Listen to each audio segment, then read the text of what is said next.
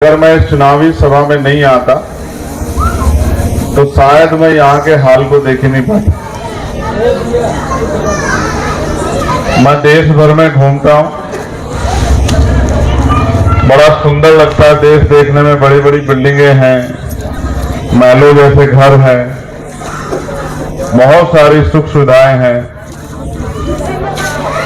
जब यहाँ घूमा हूँ तो एहसास हुआ है कि बहुत कुछ नहीं बदला। आपकी बस्ती की अपनी इकोनॉमी है, छोटी छोटी दुकानें हैं, बहुत सारे धार्मिक स्थल हैं। लेकिन जब मैं वहां से गुजर रहा था तो वो घरों के हालात बताते हैं कि अंदर क्या। कुछ चीजें ऐसी हैं जो सामान्य हैं, जो जहां है वो देश में और कई जगह भी है। मुझे आपसे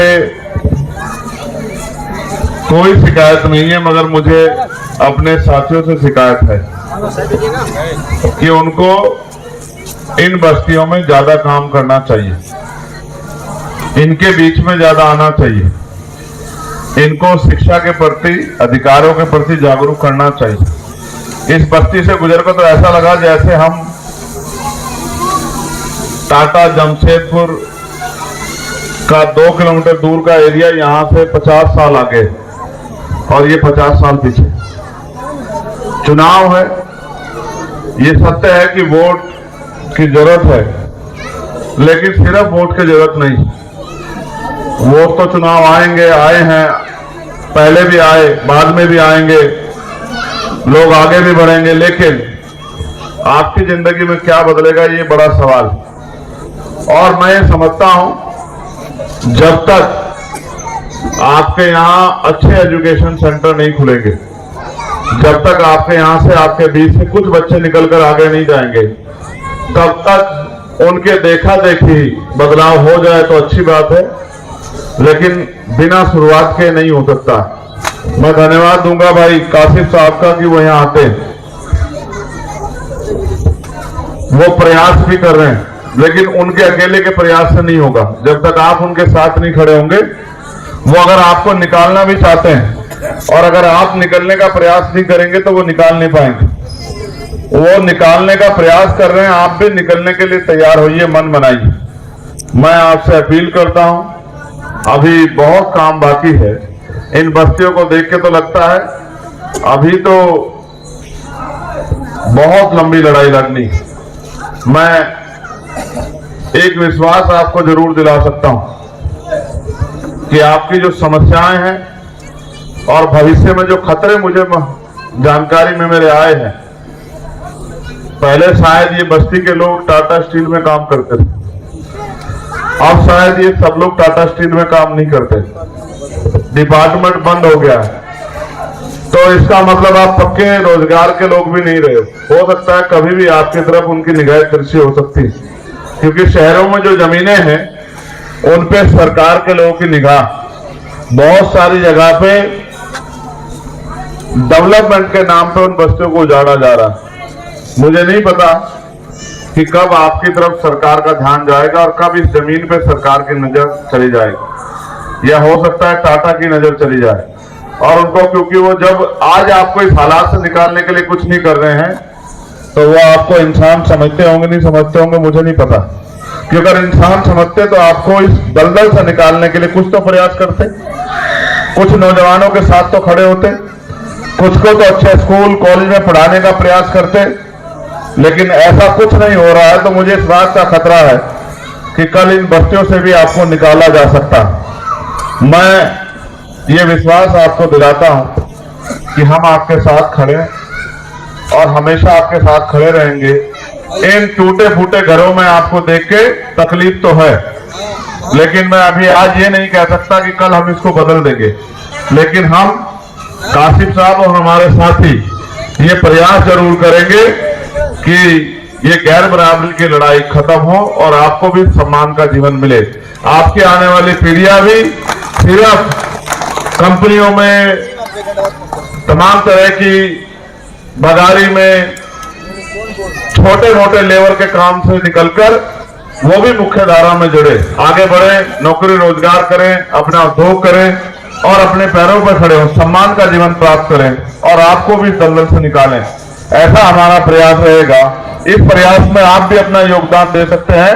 अगर जब इस बार आप वोट डालने जाएं, 13 तारीख में आपके यहाँ वोट है, 5 नंबर पे हमारे प्रत्याशी का निशान है, चुनाव चिन्ह केतली पर वोट देकर आप इस लड़ाई को, जो आपकी और हमारी सामूहिक लड़ाई है, अगर आप इस परेशानी से निकलना चाहते हैं, इन क्षेत्रों में रोजगार के अवसर और बिजली, पानी, सड़क की अच्छी व्यवस्था, आपकी गली से तो गाड़ी भी नहीं निकल सकती है, मैं तो देख के आया हूं, नालियों के ऊपर से आपका रास्ता है, वही घर है, वही जो है तमाम तरह की गंदगी है, तमाम तरह की परेशानियों से आप वाकिफ हो रहे हैं।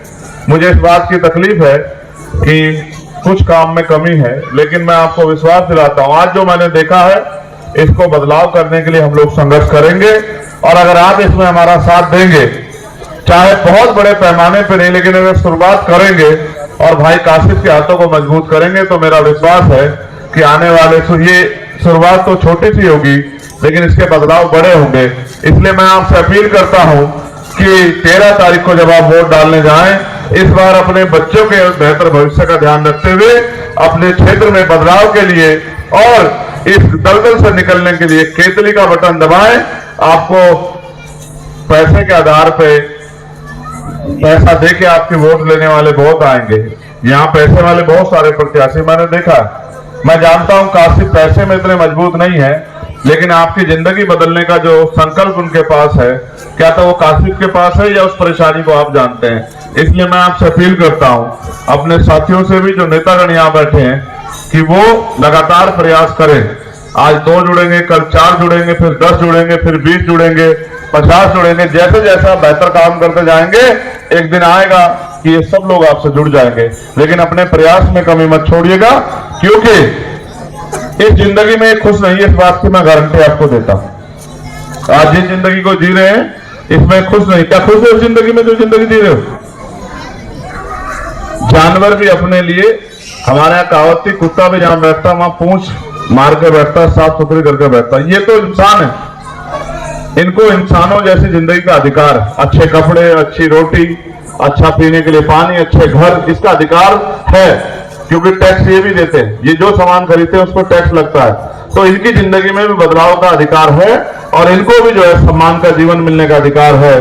बस मैं आपसे अपील करता हूं कि अगर थोड़ी सी मदद आप करेंगे तो ये लड़ाई आगे बढ़ जाएगी। और जितने माएँ बैठी हैं, जितने भाई बैठे हैं, अगर यही इस बात को आगे बढ़ा दें और थोड़ा सा प्रयास करके, क्योंकि आपसे मिलने वाले लोग हैं, आपकी बात समझने वाले लोग हैं, मेरी बात अगर उन तक आप पहुंचाकर उनसे आग्रह करें कि इस बार भाई काशिफ को केतली का बटन दबा के ताकत दें, तो शायद मुझे लगता है कि काम जल्दी आसान हो जाएगा।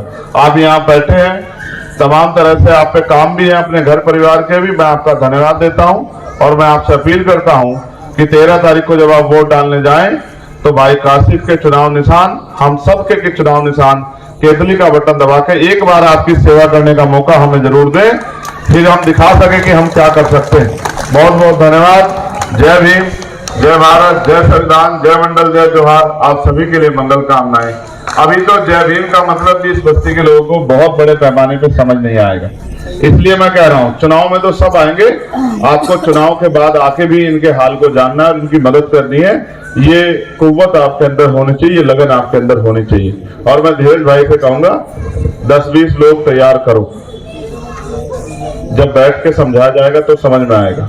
कोई नहीं चाहता गुलामी की ऐसी जिंदगी, कोई खुश नहीं है। बारिश आती होगी तो मकान चूते होंगे, गर्मी आती होगी तो परेशानी होती होगी, एक घर में 2-3-4 लोगों तो लेटने की व्यवस्था भी नहीं होगी। पता नहीं कैसे जिंदगी जी रहे हैं। मैं तो बड़ी तकलीफ में हूं देख के। मैं आपसे आग्रह करता हूं कि जल्दी जो है आपकी समस्या हल हो, इसके लिए मैं प्रार्थना भी करता हूं, आपसे आग्रह करता हूं कि इस बार भाई काशिफ की मदद करा के इस लड़ाई को लड़ने की ताकत हमें देना। बहुत बहुत धन्यवाद, आप सभी का आभार।